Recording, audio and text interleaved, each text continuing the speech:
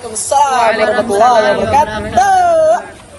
Nama saya Dwinanti Oktaviana Putri akan melanjutkan cerita Jatuh 7 kali, Bangkit 8 kali karya Alamsyah. Kalian penasaran gak endingnya Ethan Chandra ini sukses atau jadi miskin? Ya jelas. Penasaran. Penasaran dong. Pasti sukses.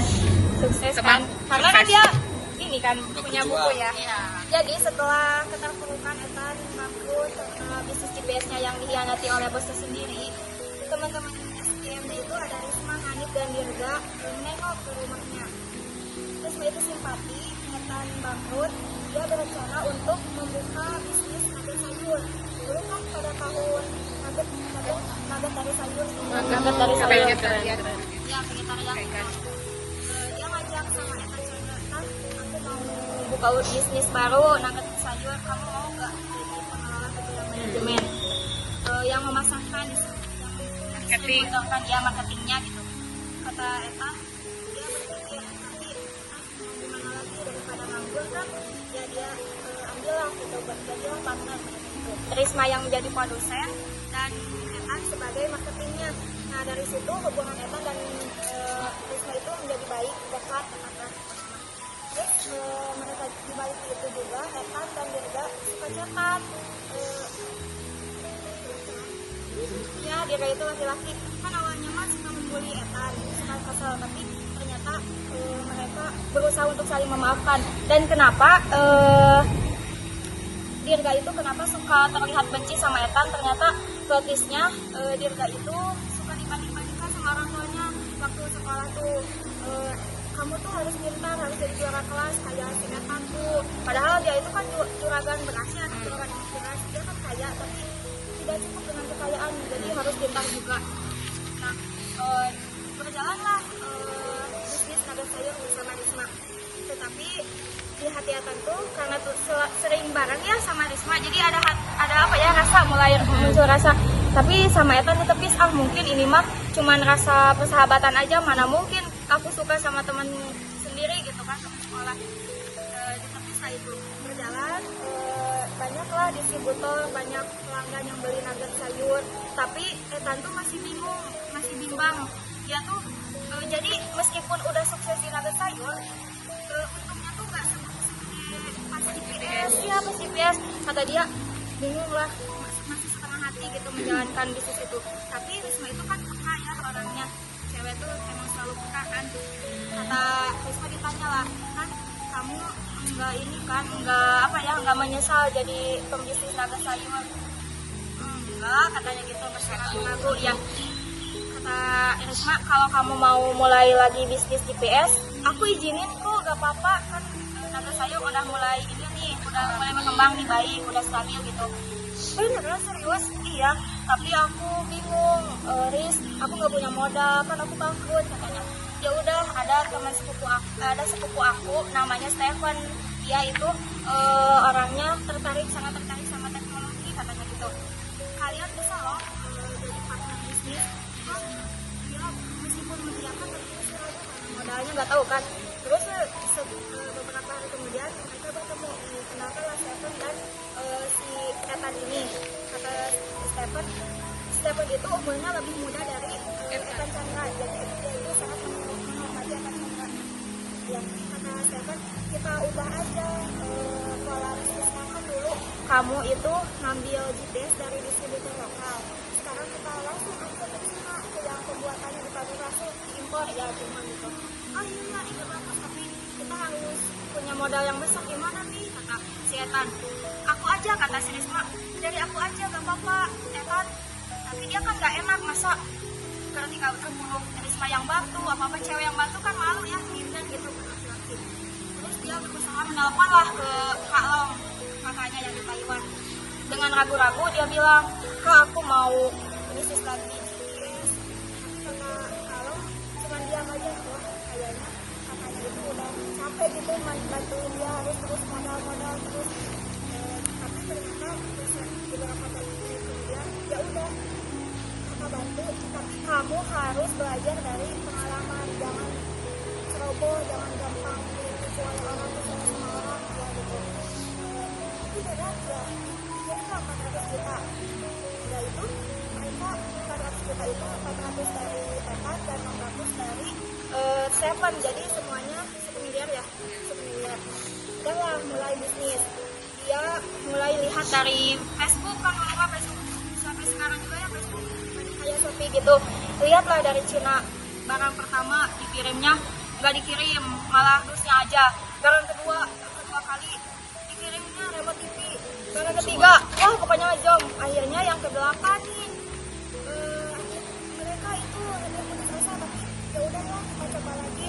Si Stephen ini ikut aja jadi manut, jadi partner tuh. Ya udah gimana Etan aja. Yang penting kamu kan lebih berpengalaman gitu, memang sangat percaya gitu.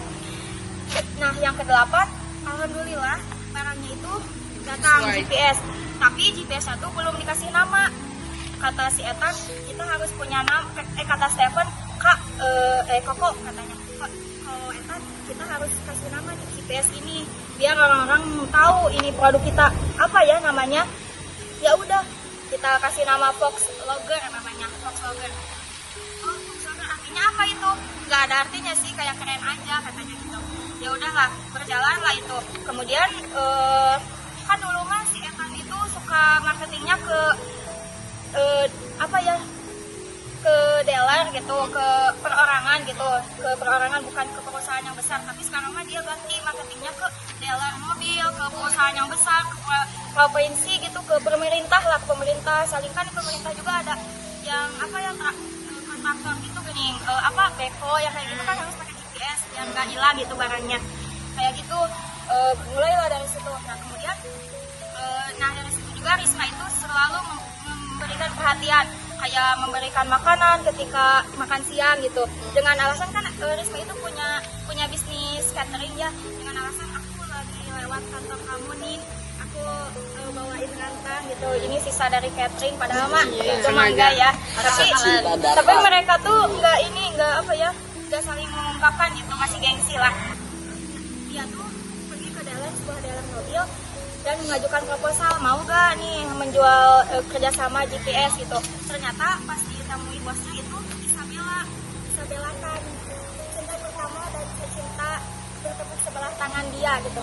Wah dia langsung gimana nih, tapi harus profesional kan, ini mah udah masa lalu gitu. Ternyata Isabella tuh, hai Etan, kita udah lama gak ketemu katanya gitu. Aku udah nikah sama Tommy setelah dia lulus kuliah, dia langsung menikah. Tapi aku hebatnya kamu Isabella udah punya dealer mobil. Ini kompensasi dari pacaran aku sama Tommy. Kok cerai katanya gitu. Ya itu selingkuh, bukan laki-laki baik, dia suka kasar sama aku. Kan boleh aku kapan-kapan kita ngopi lah. Dari situ Etan gak mau lah, orang dia udah pasti lah si Isabella tuh tahu kan si Etan itu naksir sama dia. Cuman dulu mah kan karena ada si Tommy jadi nggak peka gini gitu. Yeah. Udahlah dari situ mulai dekat dengan Isabella tapi sebagai partner bisnis gitu. Nah setelah itu berjalan lah, kata Etan kita harus mulai pindah dari toko, jangan yang di kios yang kecil lagi, kita harus ke ruko gitu. Modalnya sewa lagi. Akhirnya Jakarta tahun 2019 dengan mobil Mercy, Stefan dan Etan pergi ke bank untuk meminjam uang bermiliaran sebagai modal supaya lebih besar lagi bisnisnya. Tapi Stefan tuh sempat ragu, gimana kalau nanti nggak bisa bayar? Enggak lah, kita selama 1 bulan kita udah untung 25 miliar, masa kita nggak bisa bayar ini gitu. Dari situ udahlah cairlah dari bank, dipinjemin lah berapa miliar gitu, nggak tahu ratusan apa. Nah kan kalian ingat 2019 itu ada terjadi apa? COVID-19. Nah COVID-19 melanda, tidak hanya menjadi membatasi mobilitas, banyak PSBB, PPKM kan. Jadi pembatasan mobilitas, jadilah mobil itu nggak ada, terus banyak yang isolasi di rumah kan. Kata siapa, gimana nih kok kita mau bayar utang ya, tapi uangnya gimana, sepi katanya gitu. Ya udah, kita jangan putus asa, kita harus optimis, kita harus tetap menjalankan bisnis ini, jangan sampai putus asa lah gitu. Teruslah mereka berjalan. Akhirnya beberapa tahun kemudian 2022 COVID itu mulai mereda. Kemudian ketika isolasi Risma itu selalu mengirimkan makanan lewat Gojek.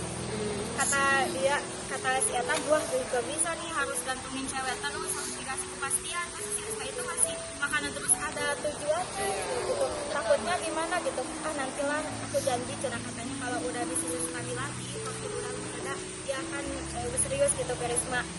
Setelah itu nggak tahu ya, nggak diceritain, nggak tahu dilamar atau enggak. Kemudian COVID-19 berakhir, dia memutuskan untuk membeli sebuah petak tanah untuk membangun 8 lantai tower, namanya Fox Logger Tower. Nah, dari situ dia juga mengikuti beberapa event pemerintah kayak tender gitu. Kalau di perusahaan bisnis ya dia menang.